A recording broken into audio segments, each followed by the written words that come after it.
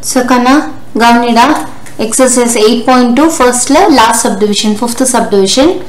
5 cos square 60 plus 4 secant square 30 minus tan square 45 by sin square 30 plus cos square 30.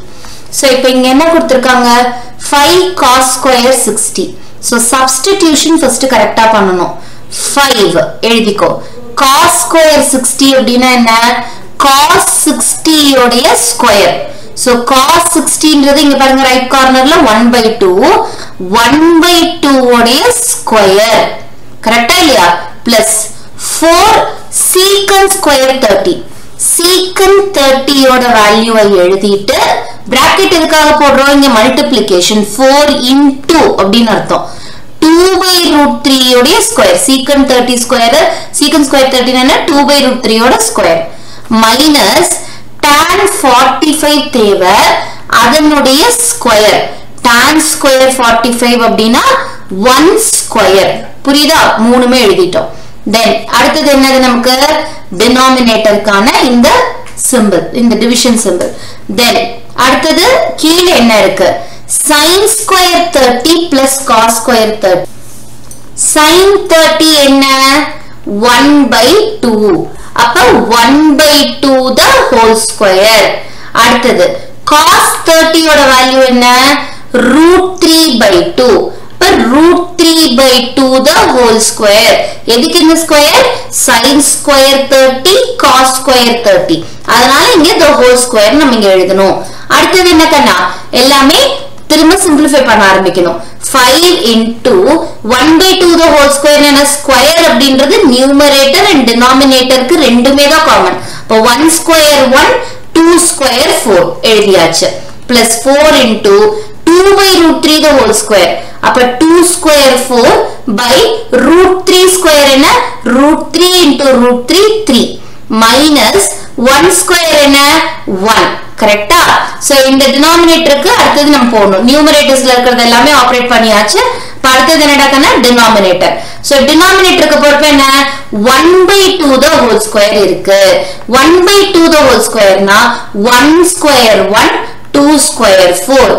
√3/2 the whole squareனா √3 square is 3 by 2 square is 4. So 1/4 plus 3/4. So இப்ப அடுத்து என்ன பண்ணனும்? இங்க நியூமரேட்டர்ல ஒரு multiplication process இருக்கு. அதுக்கு அப்புறம் தான் நம்ம we have to go for addition and subtraction. So இத 5 into 1/4.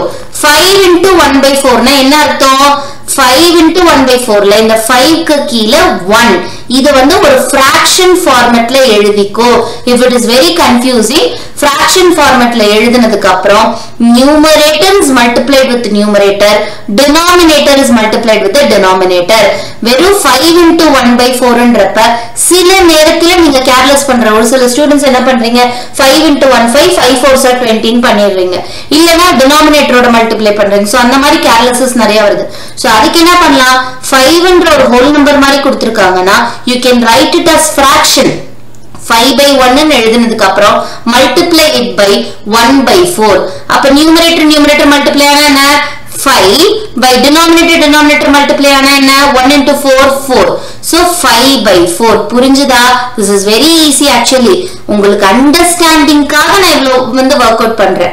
அடுத்து இதுல பாருங்க, இங்க என்னது ஒரு ஹோல் நம்பர் இருக்கு. இந்த மாதிரி ஹோல் நம்பர் இருக்குதுனால it is multiplied with the numerator. ஏனா fraction எழுதுறப்ப this goes to the numerator. 4/1 ன்னு எழுதுறப்ப. So அப்ப 4 4s are 16/3. 3 ஓட மல்டிப்ளை பண்ண கூடாது. minus 1 நீங்க என்ன பண்ணிக்கலாம்? 1/1 ன்னு எழுதிக்கலாம். fraction formatல you can write it. புரியுதா? சோ அடுத்து என்னது? டினாமினேட்டர்ல இருக்குது என்னன்னு பார்க்கணும். டினாமினேட்டர்ல நமக்கு இப்ப என்ன இருக்கு? 1/4 plus 3/4. So 1/4 plus 3/4 னா என்ன? like fraction, same denominator. Same denominator ன்றப்ப you can write it as a common number. Common denominator அதை எழுதிட்டு you can operate only the numerators. 1 plus 3 add பண்ணிட்டு by 4 ன்றத காமனா எழுதலாம். புரிஞ்சுதா? புரியலையா? சோ இப்ப அடுத்து என்னது? equals மேல என்ன மூணு fractions இருக்கு. There are 3 fractions to be added and subtracted. So அப்ப நமக்கு ஒரு காமன் டினாமினேட்டர் தேவை. காமன் டினாமினேட்டர்னா what will you do? How will you find out? only LCM எடுப்பீங்க. சோ இங்க LCM அப்படின்றது நம்ம எப்படி கண்டுபிடிக்கலாம்? 4 into 3 into 1. இந்த மூணு denominator I'm going to multiply. 4 into 3 into 1. That is equal to 4 3s are 12. 12 1s are 12. அப்ப 12 அப்படின்றத நான் choose பண்ணக்கூடிய common denominator இந்த மூணு fractionக்கும். அப்ப இந்த மூணு fractionையும் நான் இப்ப என்ன பண்ண போறேன்? I'm going to convert it into equivalent fractions. என்னவா convert பண்ண போறேன்? I'm going to convert them into equivalent fractions such that their denominator is 12. Denominator 12 வர மாதிரி நான் இத கன்வர்ட் பண்ண போறேன். சோ இப்போ 5/4 ன்னு எடுத்துக்கிட்டேன்னா what I have to do? நான் 3 ஆல மல்டிப்ளை பண்ணனா 4 into 3 என்ன? 12. denominator 12 ஆ மாறிடும். அப்ப denominator நான் 3 ஆல மல்டிப்ளை பண்றேனா numerator நான் எதால மல்டிப்ளை பண்ணனும்? சேம் 3ங்கற நம்பரால தான் மல்டிப்ளை பண்ணனும். அப்ப இது என்ன fraction ஆ மாறும்? 15/20 இதனுடைய equivalent fraction ஆ கன்வர்ட் ஆகும். பட் denominator எப்படி இருக்கும்? 12 வர மாதிரி சாரி 20 ன்னு எழுதிட்டேனாடா கண்ணா சாரிடா தங்கம். சோ இப்போ 4 3s are என்னமா 12. ஓகே சோ இங்க எழுதிக்கிறேன் 15/12 ன்னு நான் கன்வர்ட் பண்ணிட்டேன். சோ அடுத்து என்னது? இந்த fraction-ஐ நான் என்ன பண்ணனும்? I should convert it as equivalent fraction with denominator 12. அப்ப 4 ஆல மல்டிப்ளை பண்ணனா என்னோட denominator இங்க 12 ன்னு மாறும். மேலேயும் நான் என்ன பண்ணனும்? I have to multiply it by 4. So கீழ எனக்கு 12 அப்படின்றது வந்துரும். 16 into 4 தெரியாதவங்க தனியா மல்டிப்ளிகேஷன் பண்ணிக்கோ. சரியாடா கண்ணா? சோ 4 6 are என்ன? 24. 4 எழுதிட்டு ரிமைண்டர் 2. 4 1 is 4. 4 plus 2 6. So 64. 64/12. அடுத்தது next fraction க்கு என்ன பண்ணனும்? minus denominator என்ன இருக்கு? 1. அப்ப 12 ஆல மல்டிப்ளை பண்ணாதான் I get 12. 1 into 12 is 12. அப்ப numerator should also be multiplied by 12. 12/12 எழுதியாச்சா? So இங்க பாருங்க மூணு fractionமே உங்களுக்கு 12 என்ற காமன் டினாமினேட்டரோட இருக்குதா? ஓகே சோ இப்போ அடுத்து டினாமினேட்டர்ல உங்களுக்கு என்ன இருக்கு? 1 plus 3/4. 1 plus 3 ன்றது என்னது? 4/4. 1 plus 3/4 ன்றது என்னது? 4/4. அப்ப அது மொத்தமா என்னது? 4/4 ன்றது ஆக்சுவலா this is equal to 1. So அத அடுத்த ஸ்டெப்ல பண்ணிக்கலாமா? டினாமினேட்டர் என்ன ஆயிடும்? இங்க மேல இருக்கிற fractions divided by 1 ன்னு இருக்கும்.